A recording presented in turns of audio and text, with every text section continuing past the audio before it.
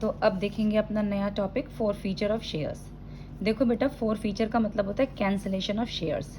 तो ये क्या होता है कि जैसे सपोज करिए कि कंपनी ने अपने 1000 शेयर्स अलॉट किए हैं पब्लिक में। मान लीजिए एप्लीकेशन 4 रुपीज़ का है, अलॉटमेंट 3 का है, फर्स्ट कॉल 2 रुपये का है और second and final call 1 rupees का है। और कोई शेयर होल्डर है जिसने ये अलॉटमेंट, फर्स्ट कॉल और फाइनल कॉल पे नहीं किया। अब कंपनी क्या करती है, कंपनी इन शेयर होल्डर्स को नोटिस देती है कि आपने ये पैसा पे नहीं किया है, तो आपको इन सभी चीज़ों का अमाउंट पे करना है। लेकिन अगर 14 डेज़ के नोटिस पीरियड के बाद भी अगर शेयर होल्डर कंपनी को ये चीज़ें पे नहीं करते हैं, तो कंपनी क्या करती है, इनके शेयर कैंसिल कर देती है और इस कैंसिलेशन को बोलते हैं फोर फीचर ऑफ शेयर। ठीक है। अब देखो, फोर फीचर ऑफ शेयर दो तरीके से होता है, एक होता है इशूड एट पार, एक होता है इशूड एट प्रीमियम। ठीक है। और इशूड एट प्रीमियम में भी दो चीज़ें होती हैं कि अगर या तो प्रीमियम रिसीव हो रखा है या प्रीमियम नॉट रिसीव्ड है। ठीक है। तो फोर फीचर ऑफ शेयर दो चीज़ों पे होगा, एट पार और एट प्रीमियम। प्रीमियम में भी दो तरीके से चीज़ें होंगी, प्रीमियम रिसीव्ड और प्रीमियम नॉट रिसीव्ड। अब देखो एक बात समझ लो कि कॉल्ड अप कैपिटल क्या होता है। कॉल्ड अप कैपिटल वो होता है जो कंपनी रिक्वेस्ट करती है शेयर होल्डर से कि टू पे the amount of their share, कि आप उनके शेयर का अमाउंट पे करिए। यानी कंपनी ने कॉल किया है शेयर होल्डर्स को कि प्लीज़ आप जो आपके पास शेयर हैं उसका आप पेमेंट करिए। अब देखो बेटा, जैसे आप देख लो, तो मान लीजिए हमारे जो शेयर हैं वो पार पे इशू हैं और फिर फोर फीचर की एंट्री क्या बनती है। देखो ये होता है शेयर कैपिटल अकाउंट डेबिट। यहाँ पर आएगा नंबर ऑफ शेयर फोरफिटेड, जितने शेयर हमने फोरफिट किए हैं, इनटू कॉल्ड अप वैल्यू, और जितनी कॉल्ड अप वैल्यू है। फिर to share allotment, to share first call, to share second call. ये हमने वो चीज़ें लिखी हैं जिनका पैसा हमें नहीं मिला। देखो हमें अलॉटमेंट का, फर्स्ट कॉल का और सेकेंड कॉल का पैसा नहीं मिला था, तो यहाँ पर वो वाले एरियर्स आएंगे, कॉल्स इन एरियर्स, जिनका पैसा हमें नहीं मिला। फिर टू शेयर फोर फीचर, ये वो होता है जो हमारा बैलेंस आता है कि मान लीजिए ये पैसा कंपनी ने कॉल्ड किया था, ये आपने नहीं दिया। अब जो ये शेयर फोर फीचर आएगा ना, ये बैलेंस आएगा और ये कंपनी के लिए प्रॉफिट होता है। ये वो चीज़ें होती हैं जो पैसा मिल गया। ठीक है बेटा, देखो पूरी एंट्री का मतलब समझ लो, share capital account debit, to share allotment, to share first call, to second call, to share forfeiture. Share capital account में नंबर ऑफ शेयर फोरफिटेड, जितने शेयर फोर फीचर करने हैं, इनटू कॉल्ड अप वैल्यू। याद रखना कि यहाँ पर सिर्फ कॉल्ड अप वैल्यू आएगी। ये share allotment, first call, second call, ये वो चीज़ें हैं जो कॉल्स इन एरियर्स हैं, यानी जिनका पैसा नहीं आया। और लास्ट में जो ये टू शेयर फोर फीचर है, ये वो है जिनका पैसा मिल चुका है। तो ये हमेशा बैलेंस निकलता है, always try to find in balance. ये चीज़ हमारी बैलेंस आएगी, इसमें से जब ये माइनस करेंगे तो ये बैलेंस आएगा और ये कंपनी के लिए प्रॉफिट होता है। This is profit for the company. देखो आप एक इसका एग्जाम्पल देख लो कि कोई मिस्टर एक्स हैं जिनके पास 1000 शेयर्स हैं, 10 रुपये के हिसाब से। एप्लीकेशन 4 रुपये का है, अलॉटमेंट 3 का है, फर्स्ट कॉल 2 की है और सेकंड कॉल 1 रुपीज़ का है। अब कंपनी ने उनके शेयर फोरफीट कर लिए हैं क्योंकि उन्होंने अलॉटमेंट, फर्स्ट कॉल और सेकंड कॉल नहीं दिया है। अब देखो share capital account debit, company ने सारा पैसा मांगा है, यानी कॉल्ड अप सारा किया है। तो 1000 इंटू 10, 10 है हमारा कॉल्ड अप वैल्यू, क्योंकि सेकंड कॉल तक भी पैसा नहीं आया, यानी कंपनी सेकंड कॉल तक पैसा मांग चुकी है। जहां तक कंपनी पैसा मांग चुकी है उसको बोलते हैं कॉल्ड अप वैल्यू। ठीक है। तो 1000 into 10 share capital account debit. अब अलॉटमेंट का कितना पैसा नहीं आया, 3 रुपये का, 1000 इंटू 3। फर्स्ट कॉल का 1000 इंटू 2, सेकेंड कॉल का 1000 इंटू 1। तो ये तो 10,000 हो गया, ये 3000, ये 2000, ये 1000। अब अगर आप देखो इसमें से अगर आप ये माइनस करोगे ना 6000, तो ये टू शेयर फोर फीचर 4000 हमारा बैलेंस आया है और ये कंपनी का प्रॉफिट होता है। ये ध्यान रखना, ये जो बैलेंस हमारा आता है टू शेयर फोर फीचर, ये कंपनी के लिए प्रॉफिट होता है। ठीक है। और देखो पेड अप कैपिटल वो होता है जो अमाउंट, जो शेयर्स का अमाउंट पे करते हैं शेयर होल्डर कंपनी को। जैसे मान लीजिए 10 रुपये का शेयर है लेकिन उन्होंने सिर्फ 8 ही पे किए हैं, तो यानी 2 रुपये का कहीं ना कहीं एरियर है। तो ये जो 8 है ना, ये हमारी पेड अप कैपिटल होती है। ठीक है बेटा। अब देखो प्रीमियम पे देख लो कि फोर फीचर की एंट्री प्रीमियम पे कैसे होती है, जहां पर हमें प्रीमियम ऑलरेडी रिसीव्ड है कंपनी को। देखो मान लो कि मिस्टर एक्स हैं, उनके पास 1000 शेयर्स हैं, 10 रुपये का एक है, eight a premium of 2। Application 4 रुपये का है, अलॉटमेंट 2 रुपये का है और प्रीमियम अलॉटमेंट पर है। फर्स्ट कॉल 3 रुपये का है, सेकंड कॉल 1 रुपये का है।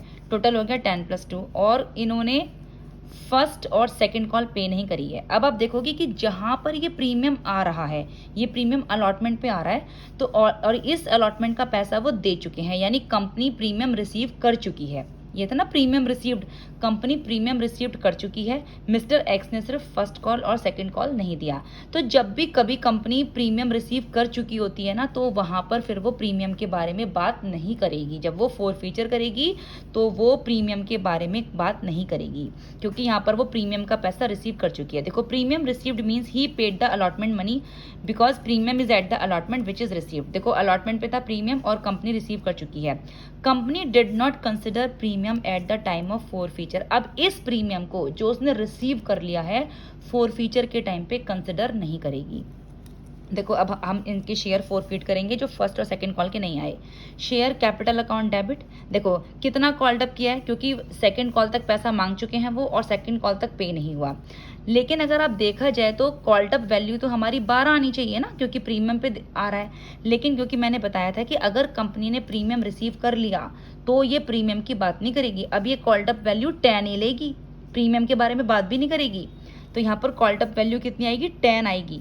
Share capital account debit 1000 into 10। अगर कंपनी प्रीमियम रिसीव कर चुकी है तो 12 काउंट नहीं करती, वो 10 ही काउंट करेगी। ठीक है, फर्स्ट कॉल गई 3 कॉल से, 1000 इंटू 3 नहीं दिया उसने। सेकंड कॉल उसने 1 रुपये का नहीं दिया टू शेयर सेकंड कॉल। और अब 10,000 में से अगर आप ये 4000 निकाल दो तो 6000 ये फोरफीचर बैलेंस आ रहा है। ये कंपनी का क्या है? ये कंपनी का प्रॉफिट है।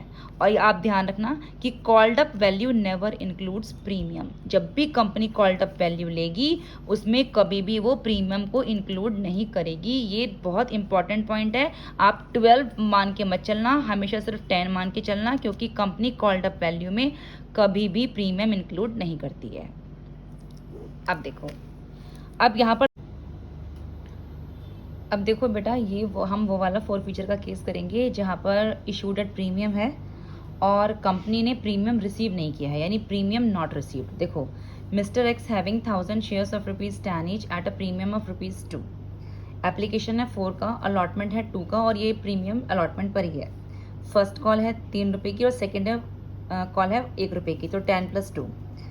अब देखो यहाँ पे ना अलॉटमेंट, फर्स्ट कॉल और क्या कहते हैं सेकेंड एंड फाइनल कॉल, तीनों ही मिस्टर एक्स ने पे नहीं किए हैं। यानी कि यहाँ पर जो अलॉटमेंट पे है जिस पर कि प्रीमियम गिवन है, ये भी मिस्टर एक्स ने पे नहीं किया, यानी कि कंपनी को ये प्रीमियम मिला ही नहीं है।